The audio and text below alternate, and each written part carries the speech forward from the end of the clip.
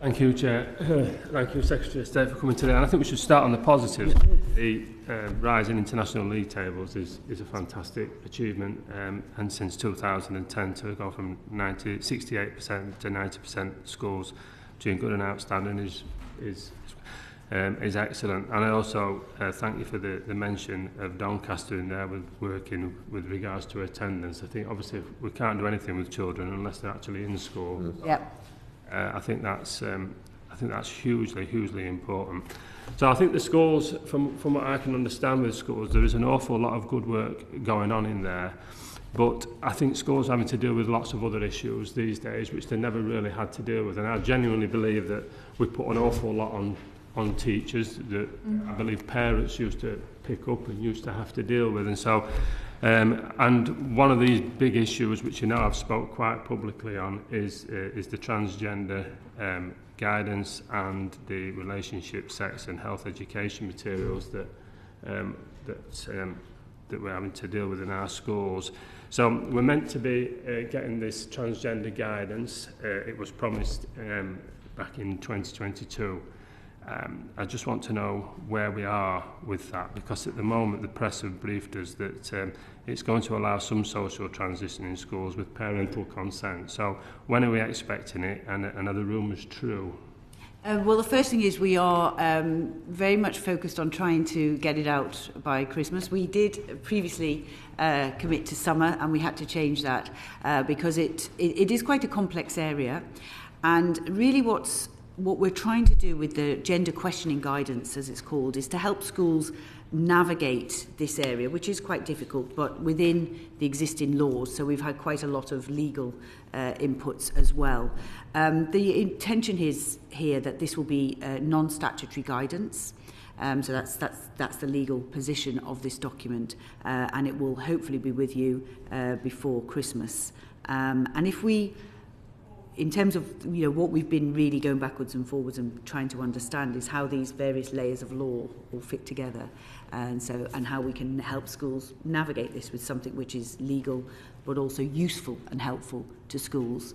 In terms of your second question around social transitioning and with parental consent, I mean, obviously I'm not going to give too much detail of what's in the guidance, but I think it's fair to say that there are limits of non-statutory guidance, and and I know there's been other people who've called for not having any social transitioning in schools, full stop, etc.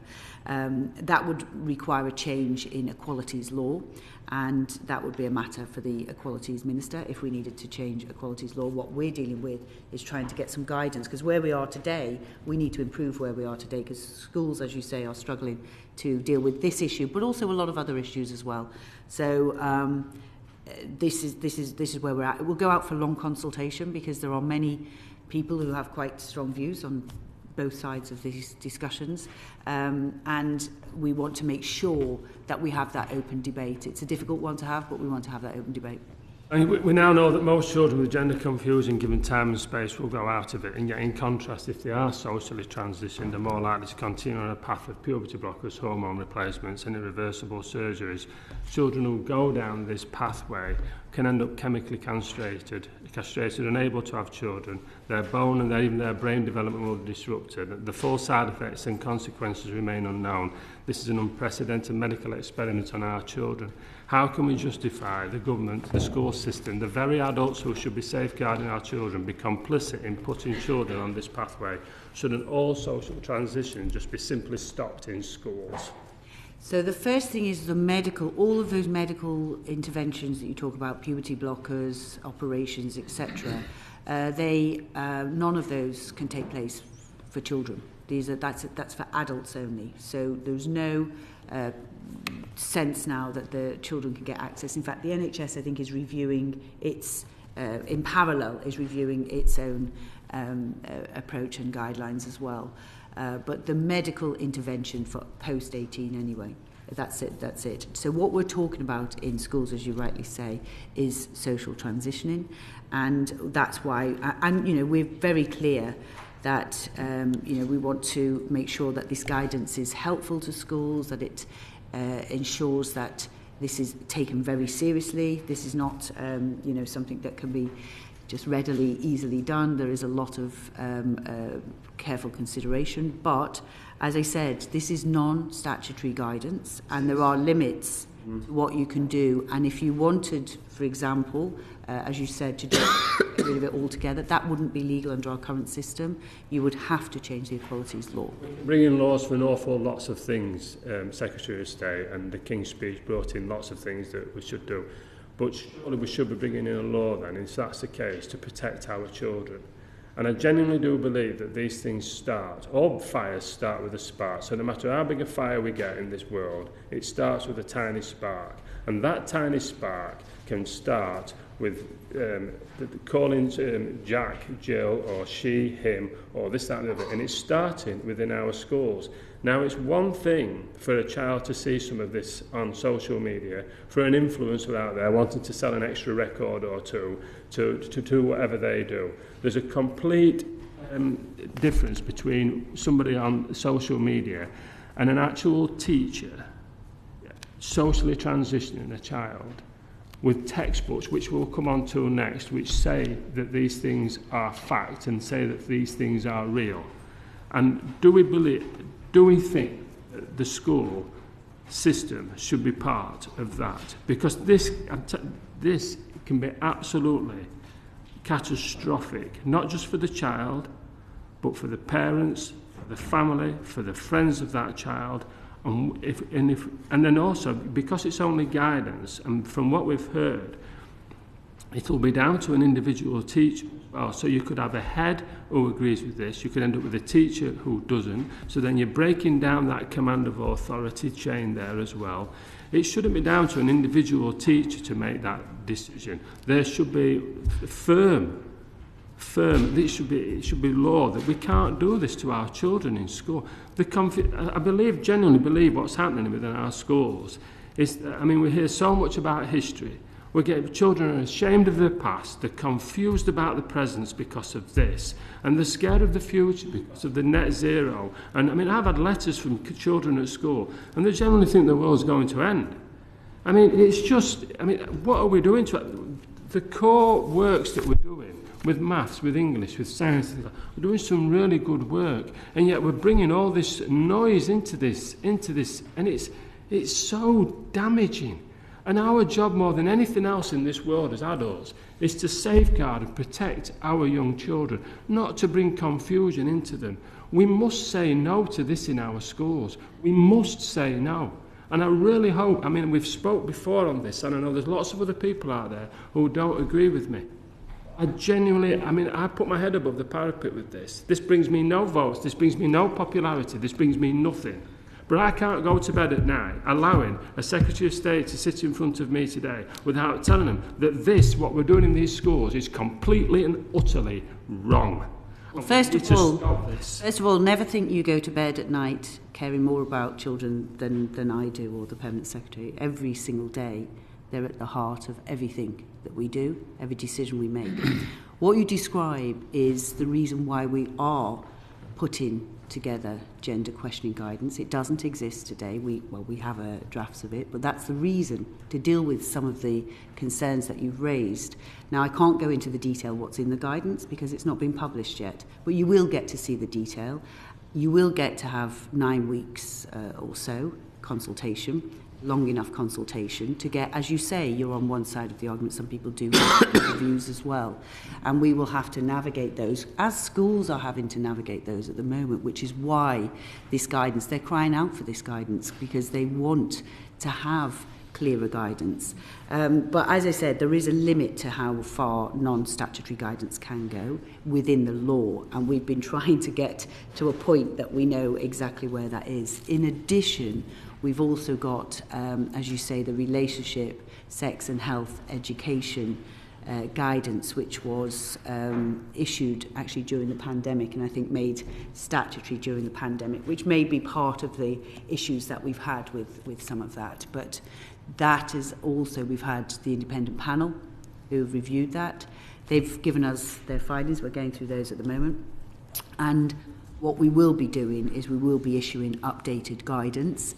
I think in terms of the sequencing, we thought the first step was to get the gender questioning guidance in place. Then on top of that, to get the RHSE review, what schools could teach, by what age, make it clear, deal with the impartiality and contested views issue as well as part of that review.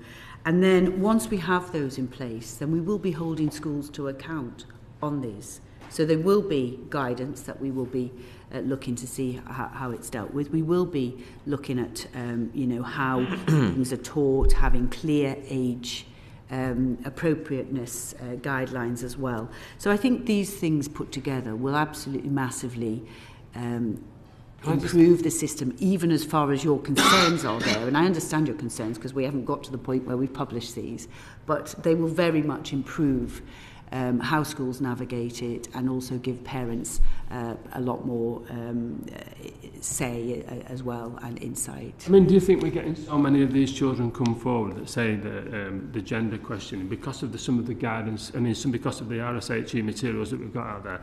I mean, I've spoken with some of these publishers. I mean, some of the big four publishers. So this stuff is not... this material is not material that's been hidden from parents. This is material that you can buy from bookshops. And I've got one here.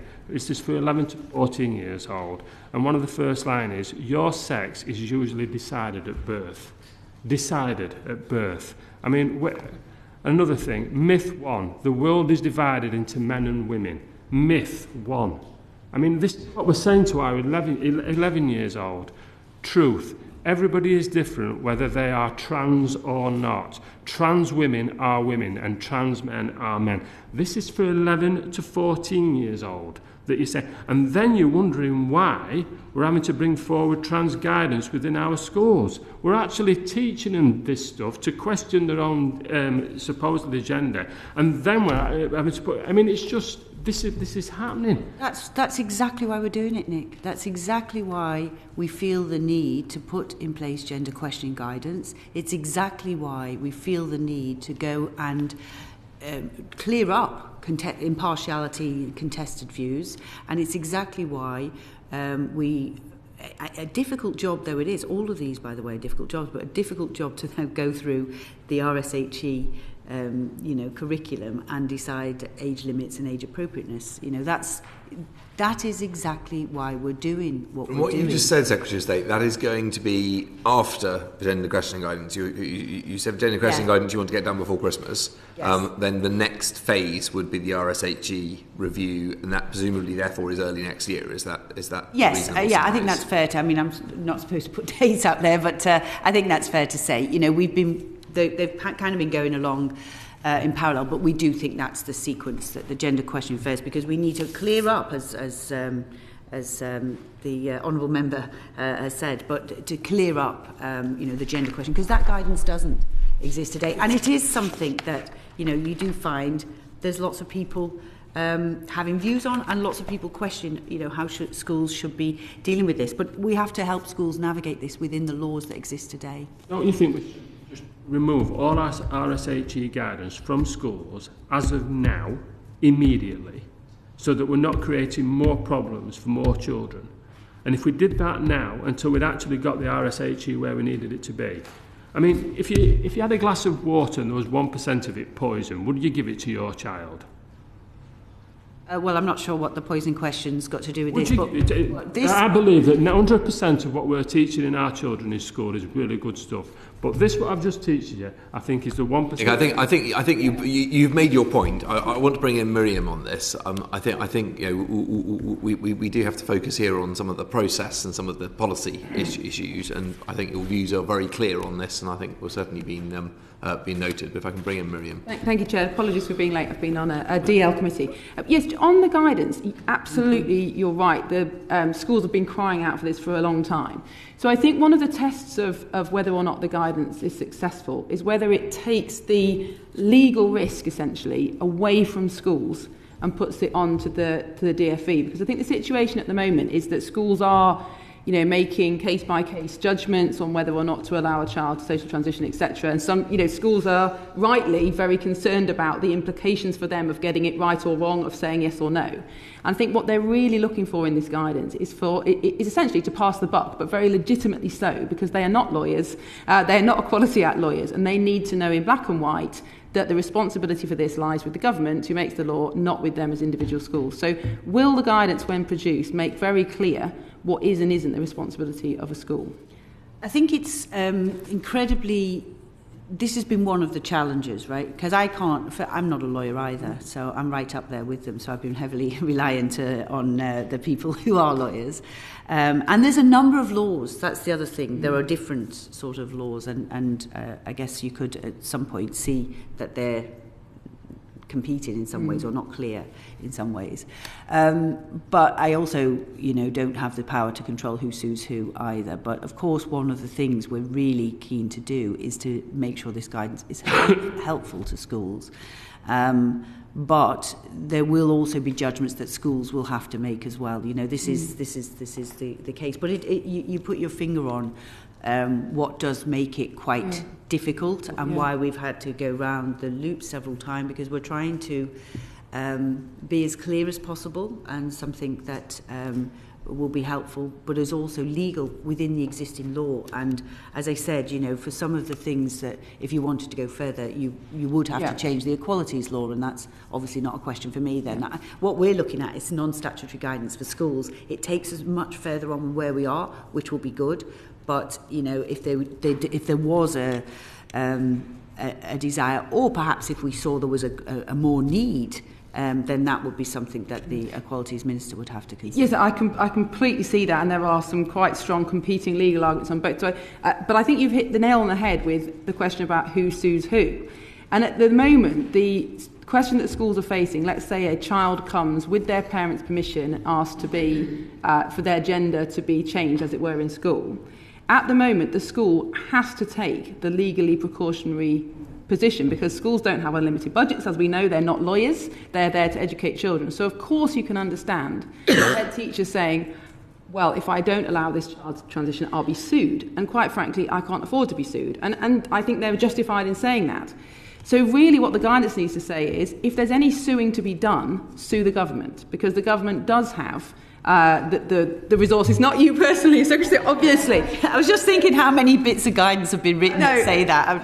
But if somebody wants to take legal action against the policies of the DfE, they may do so, and they will come up against the government. Yeah. It's not fair for schools to be a proxy for government policy, because they just don't have the weight to take it. So will the guidance make clear that if there's any suing to be done, as it were, then the Department for Education should be challenged and not an individual school?